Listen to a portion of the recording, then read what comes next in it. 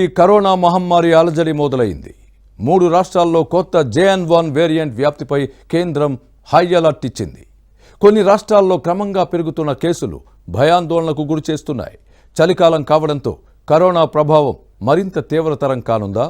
మళ్లీ మాస్క్ తప్పనిసరి కానుందా? గోవా కరోనా హాట్ స్పాట్గా మారిందా? న్యూ ఇయర్ వేడుకలపై కరోనా ఎఫెక్ట్ పడనుందా?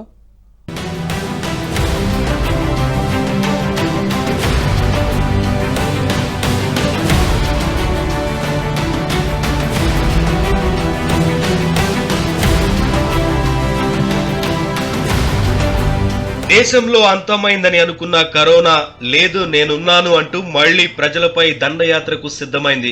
సీక్వెన్స్ సినిమాల మాదిరిగా కొత్త వేరియంట్లతో పుట్టుకొస్తూ ప్రజలకు హర్రర్ మూవీ చూపిస్తోంది. ముఖ్యంగా కేరళ రాష్ట్రాన్ని కరోనా మళ్లీ వణికిస్తోంది. కొత్త వేరియంట్ JN1 ప్రభావంతో ఇటీవల మళ్లీ నమోదవుతున్న కరోనా కేసులు కేరళ వాసులను భయపెడుతున్నాయి. JN1 కరోనా వేరియంట్ కారణంగా కేరళ, ఉత్తరప్రదేశ్ లో మరణాలు నమోదు కావడం టెన్షన్ పెడుతోంది. మరోవైపు తాజాగా నమోదైన కేసుల్లో అధిక శాతం గోవాలోనే ఉండడంతో ఆ రాష్ట్రం కరోనాకి హాట్ స్పాట్ గా మారిందా అన్న అనుమానాలు తలెత్తుతున్నాయి. కాగా ఈ కొత్త వేరియంట్ కు వేగంగా వ్యాప్తి చెందే స్వభావం ఉందని డాక్టర్లు చెబుతున్నారు. కరోనా లక్షణాలు ఏమాత్రం కనిపించినా అలక్ష్యం చేయకుండా వైద్యులను సంప్రదించాలని కోరారు. ప్రతి ఒక్కరూ మాస్కులు ధరించాలని, కరోనా నిబంధనలను పాటించాలని సూచిస్తున్నారు. మరోవైపు చలికాలం కావడంతో ప్రభావం మరింత తీవ్రతరం కానుందన్న భయాందోళనలు వ్యక్తమవుతున్నాయి.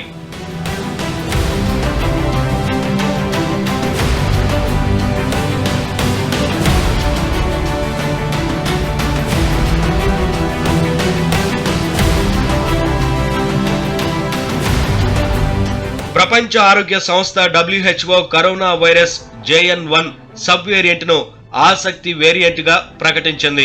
దీనివల్ల ప్రపంచ ఆరోగ్యానికి పెద్దగా ముప్పు ఉండనప్పటికీ తగిన జాగ్రత్తలు తీసుకోవాలని మాత్రం స్పష్టం చేసింది. కరోనా వైరస్ పాండమిక్ లో ఆఖరిగా ఒమిక్రాన్ వేరియంట్ వచ్చింది. అది BA.2.86. దానికి కొన్ని మార్పులు కలిగి ఇప్పుడు JN.1 వేరియంట్ పుట్టుకొచ్చింది. దీని పునరుత్పత్తి సామర్థ్యం ఎక్కువ కావడంతో ఎక్కువగా వ్యాప్తి చెందే అవకాశం ఉంది. కానీ ఇది ఎంత మేర వ్యాప్తి చెందుతుందన్నది ఇప్పుడే ఓ అంచనాలకు రాలేమని నిపుణులు చెబుతున్నారు. ఇది గతంలో కోవిడ్ ఇన్ఫెక్షన్లు ఉన్న వ్యక్తులకు, టీకాలు వేసిన వ్యక్తులకు కూడా సోకే ప్రమాదం ఉందని అంటున్నారు. జ్వరం లేదా చలిదగ్గు, తలనొప్పి, శ్వాస ఆడకపోవడం, ముక్కు కారడం, గొంతు మంట, అలసట, నోటికి రుచి, వాసన కోల్పోవడం, తిమ్మిరి, అతిసారం లక్షణాలు కనిపిస్తే వెంటనే వైద్యులను సంప్రదించాలని నిపుణులు సూచిస్తున్నారు.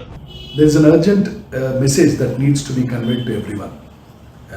For the past 10-15 days, almost 20 days you can call it, there is a sudden rise of severe viral infections.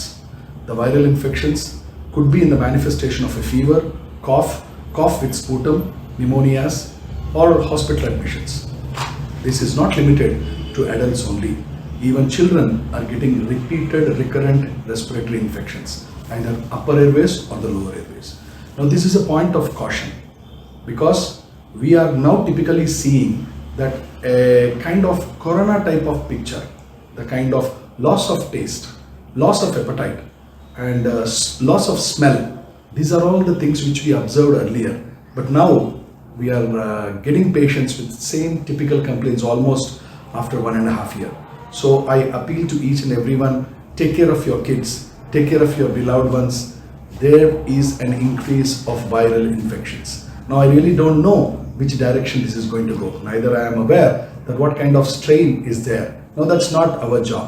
Our job is to be alert. Our job is to wear mask. Our job is to save ourselves from an episode of viral wave, which likely, what looks like as a clinician, that may increase in coming days. So I advise you, take care of yourself and your beloved ones. Wear the mask, keep social distancing, try to be away from those who have got symptoms. Try to help them to take rest for a day or two. Let us see how the things will turn out.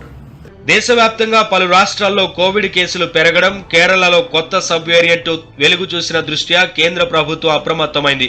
Corona సమయంలో తీసుకున్న జాగ్రత్తలన్నీ మరోసారి తీసుకోవాలని అన్ని రాష్ట్రాలను హెచ్చరిస్తూ advisory జారీ చేసింది. రానున్న పండుగల సీజన్లో వైరస్ కట్టడి చర్యలను ముమ్మరంగా చేపట్టాలని సూచించింది.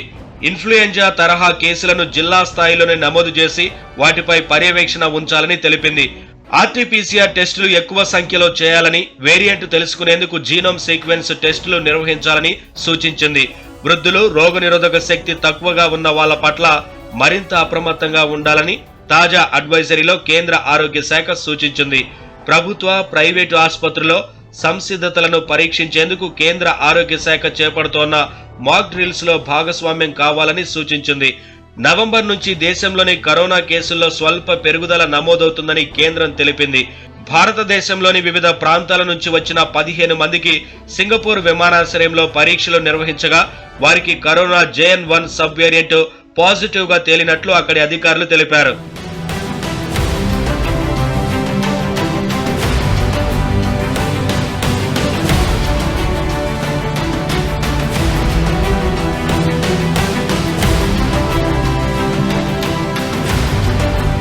క్రిస్మస్, న్యూ ఇయర్ సహా వరుస పండుగలతో వేడుకలకు సిద్ధమవుతున్న వేళ దేశ ప్రజలకు కరోనా కేసుల పెరుగుదల అడ్డంకిగా మారనుందన్న అనుమానాలు వ్యక్తమవుతున్నాయి.